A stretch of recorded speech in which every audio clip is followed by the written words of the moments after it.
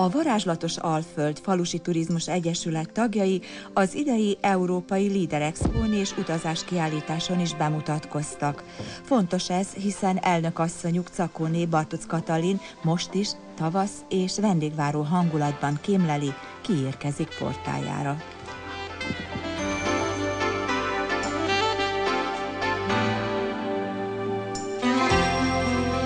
Az Alföld az mindig mostoha volt, ezt el szoktam mondani, mindig mostoha volt a vendég számára. Nem igen hallani, hogy elmegyek az Alföldre kirándulni.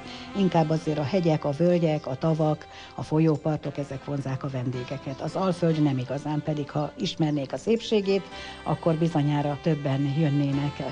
Van 3 nagyon nagy erősségünk, én szerintem az Alföldnek. Az a vendégszeretet elsősorban, a hagyományos ízek, a gasztronómiánk az nagyon-nagyon felülmúlhatatlan, és van még a harmadik, nagyon jó minőségűek a vendégházaink. Minősítek is a falusi turizmusban, tehát országos szinten, de Bács-Kiskun megyében elsősorban, és látom a minőségi különbségeket, tehát kiválóak a vendégházaink. A Varázslatos Alföld Turisztikai Egyesület előde a falusi tanyasi turizmus kerekasztala volt, amely 5 évvel ezelőtt jött létre 11 vendéglátó összefogásával. 2008-ban már úgy láttuk, hogy éppen itt az ideje, hogy jogilag bejegyzett szervezetté váljunk, és ezáltal megalakítottuk ugyan már más néven egy turisztikai szervezetet, amelynek az lett a neve, hogy Varázslatos Alföld Falusi Turizmusért Egyesület. Az Egyesület székhelye Kunszálláson van, mert a vendégházunk nekünk Kunszálláson van. Kiskunfélegyháza és térségéből a legjava, mondhatnám, a falusi turizmusban működők, és 11-en vagyunk egyébként tagok, és hát reméljük, hogy az együttműködésünk így sokkal hatékonyabb lesz. Valószínű, hogy ebben az évben meg tudjuk valósítani, ha minden jól fog menni, hogy együtt megjelenünk egy kiadványba és egy honlappal is talán. Katalin érkezésünkkel egy időben kapta készhez a FATOSZ internetes közleményét, amely a falusi turizmus adómentességének megtartását követeli. Olvastam, és hát nem tudom, hogy mennyi az igazság alapja, remélem nem sok, hogy állítólag az első forinttól is meg lesz adóztatva a falusi turizmus árbevétele, ami jelen pillanatban 800 000 forint, mert ugye a 400 000 forint az agroturisztikai tevékenységekből jön hozzá. Hát az nagyon-nagyon keserű dolog lesz. Én inkább azt vártam volna, hogy néhány 100 000 forinttal megemeljük, ugyanis nagyon sokan vagyunk, akik nem vonulunk önkormányzatokhoz kéregetni, hanem saját erőnkből szeretnénk egy pici árbevételre szert tenni. De jó Isten, nekem meg benn van a tarhonyám a Sparhelton. A vendégeim nézhetik, hogyha jól így. A kemény tarhonyában benne volt a kolbász, a krumpli, a fűszerek ízkavalkádja és Katalin mérhetetlen vendég szeretete. A falusi vendégasztalról hozott jó döntés értelmében most már saját portán főtt házi finomságokkal is kínálhatják vendégeiket a gazdasszonyok. Kunszálláson viszont van egy vendéglő, amelynek tulajdonosa a minőségi vendéglátás és a munkahelyteremtés szándékával pályázott az Új Magyarország Vidékfejlesztési Program kínálta lehetőségre. Több mint 20 éve üzemeltetjük ezt a vendéglőt. Az elmúlt években tulajdonunkba került, így nagyon kapóra jött az a lehetőség, ami a Líder program kínál. Vendéglőnket felújíthatjuk, korszerűsíthetjük, tetőszerkezetét és a homlokzatát felújíthatjuk. Környéken több vendégház is működik, így arra számítunk, hogy a városból kijövő pihennivágyó embereket vendégül láthatjuk, csoportokat fogadhatunk. Vendéglőntől néhány 100 méterre található a Zöld Pázsit vendégház, ami szintén a családom tulajdona. Itt évek óta fogadunk már vendéget, és hát egyre több vendéget szeretnénk látni a városokból, pihennivágyókat várunk. Utóbbi időben el kell mondanom, hogy nem csak turizmusban résztvevőket látunk vendégül, hanem a környékünkre, a munkájuk által ide szólított embereket is, de mi abban bízunk, hogy közeljövőben javulni fog az életminőség és az igény is arra, hogy színvonalas falusi szálláshelyen töltsék el a vendégek a pihenőidejüket, és ez itt összeköti a vendéglőnkkel is, hiszen itt étkezéseken, rendezvényeken tud részt venni. A Varázslatos Alföld Falusi Turizmusért Egyesület tagjai egymásért és a vendégek megszerzéséért folytatnak komoly küzdelmet. A pálmonostori Fenyves pihenőházba is korábban jóval több vendég látogatott el.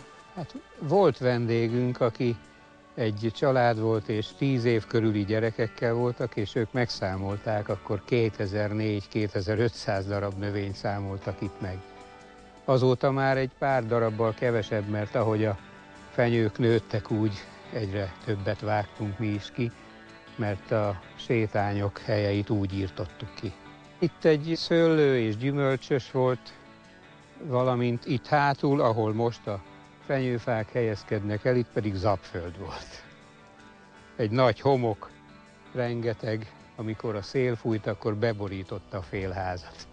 Azért kötöttük meg növényekkel, és körbe erdőt telepítettünk, részben mi, részben más tulajdonosok, és így kialakult ez a mikroklíma. A kert rendben tartása főleg a vendéglátógazda feladata, a vendégház berendezése és rendben tartása pedig Böbe asszony ízlését dicséri. Először csak a család részére csináltuk, de miután felújítottuk a meglévő kis házat, azután úgy döntöttünk, hogy kis bevételt is kapjunk már vissza ez a sok befektetett munkából. Kezdetben több volt a vendég, de most már egyre kevesebb, talán nem is olyan vonzó, vagy talán nem tudják annyira, hogy itt milyen lehetőségek vannak a üdülő vendégek számára, mert szóval ez a mikroklíma, amit mi tudunk, hogy nagyon-nagyon jó, különböző betegségek, akar légzőszervi, akar ilyen érrendszeri betegségek rehabilitációjára nagyon megfelel ez a terület. Amikor 40-41 néhány fok van, akkor itt nem több, mint 30. Mert ezek a növények leárnyékolnak, nincsenek beton vagy aszfalt felületek, hanem mindenütt csak zöld van, és ezáltal nem melegszik fel annyira a levegő, viszont este már sokkal hűvösebb van, és nagyon-nagyon elviselhető itt a klíma. Minden vendégháznak megvan a maga erőssége. Pálmonostorára, a Szalkai Farmra a természetközeli életmód vonzza a vendéget. A vendégeken is észrevesszük, hogy este úgy, mikor kiülnek, akkor úgy kérdezték, csodálkoztam, hogy mi van itt, az a borzasztó csend. Tehát szóval ezt nem tudja, ugye csak én már nem veszem észre, de a vendég észreveszi, ugye, mert hát én itt vagyok, általában azokat a dolgokat próbálnánk bemutatni, hogy itt az emberek éltek valamikor a tanyán, ebbe a úgynevezett önellátó életformába. Szállásunk van, és 4 szobába 32 főt tudunk altatni, és hát az embereknek ugye igényük szerint 11 hektáros területen van 2 horgásztavunk, tehát lehet horgászni, lehet pónikon vagy nagy lovakon lovagolni, lehet kocsizni. Szeretjük bemutatni a tanyasi falusi gasztronót, ugye kemencével, bográcsos ételekkel, lehetőleg hagyományos ételekkel, hagyományos fűszerezéssel, és hát ugye sportolási lehetőség is van, akkor este ugye tábortűz, vagy együtt főzünk, egy paprikás krumplit van.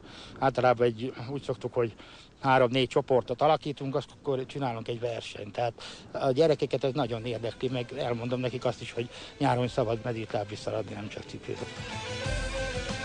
A Lider